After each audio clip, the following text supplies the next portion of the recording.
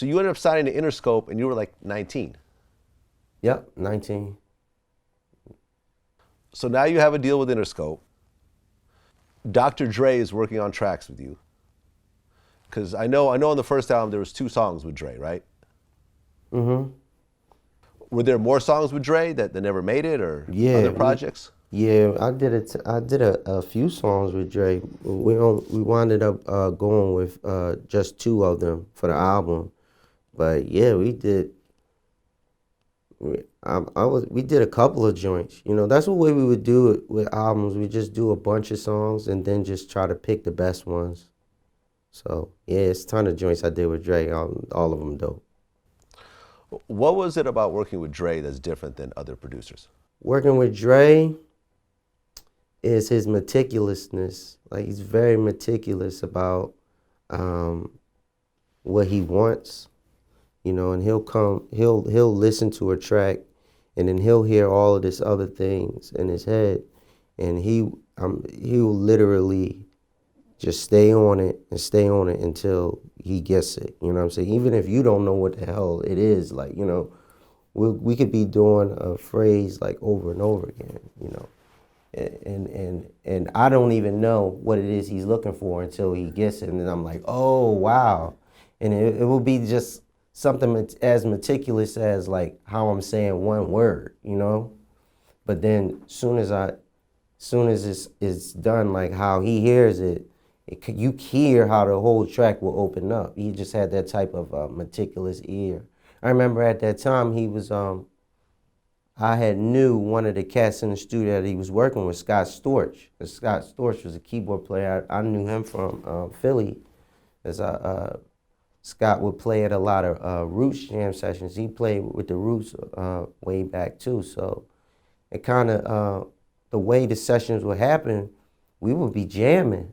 Like I didn't know Dre was that type of that organic of a mind, but he thought just like a musician, you know. He had a way of really knowing how to take something small and really like amplify the sound to like a crazy loud frequency. I remember when I first came into his studio, everybody that was working there had earplugs in their ear. And I really didn't know, you know what I mean, I didn't think nothing of it. Until Dre came in, and when he went to play me one of the songs, he literally turned it up to 11, like turned the dial all the way up. But normally you would think the sound would crackle out or kind of like shake, or you would hear something like override. Nothing overrode. It was just loud, like you just, it was the loudest music I ever heard in my life. But nothing blew out. That's what really sold me on Dre's like mixing skills, like how he could just take a beat, and I guess that's why when you listen to the music in a car, it bangs like that.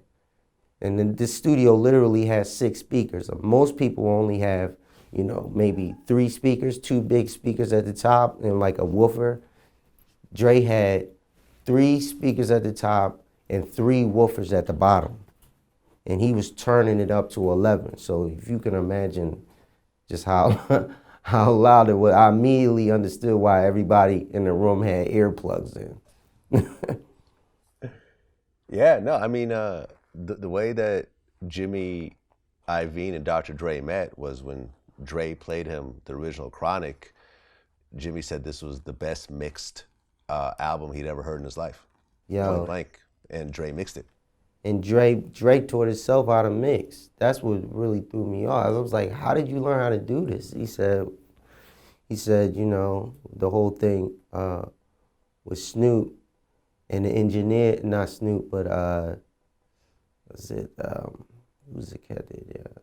Suge Knight beating up, you know, terrorizing all the engineers. Nobody wanted to work with them, so he had to teach himself how to work everything. But like, how ill of an approach, like that just shows you a genius mind right there, where you just lock yourself in a full-blown studio and learn how to become your own engineer and record your own stuff like that.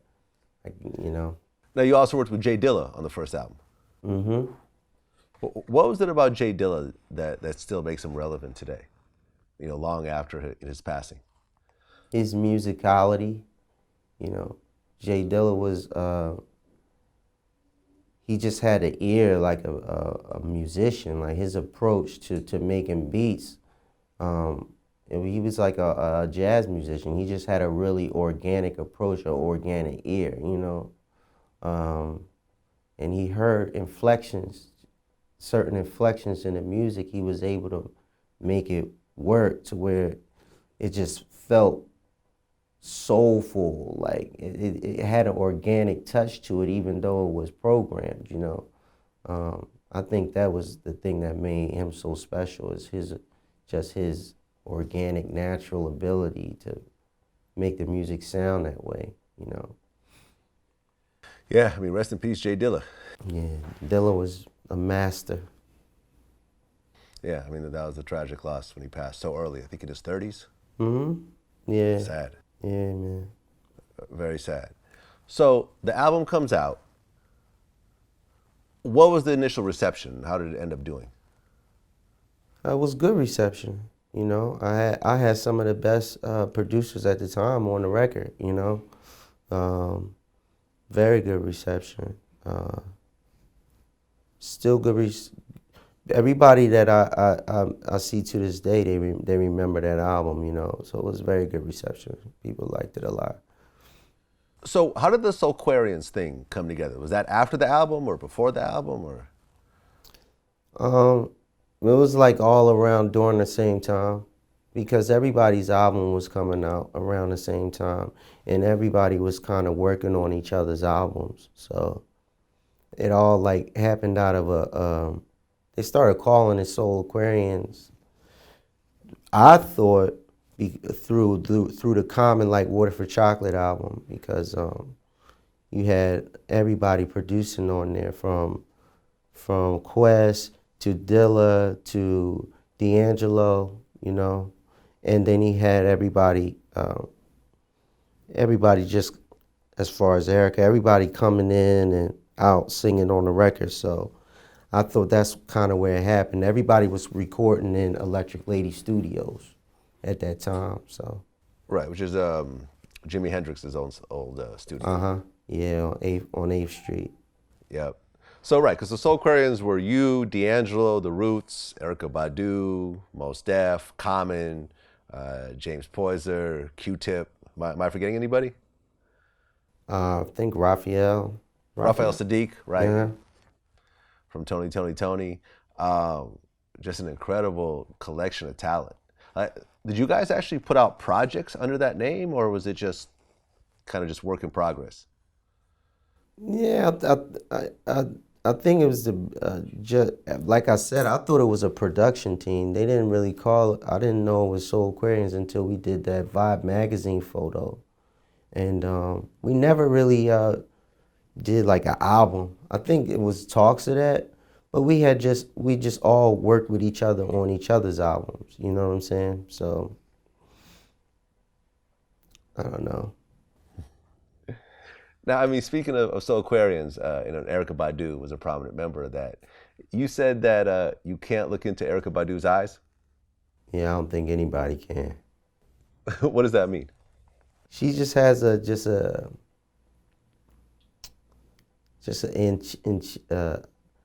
enchanting stare, you know. It's like you staring into the universe, you know. And just her peaceful aura and everything, you know, about her. It's almost like she's drawing you into the abyss if you look into her eyes. Her eyes are so beautiful, you know, they're like a emerald green.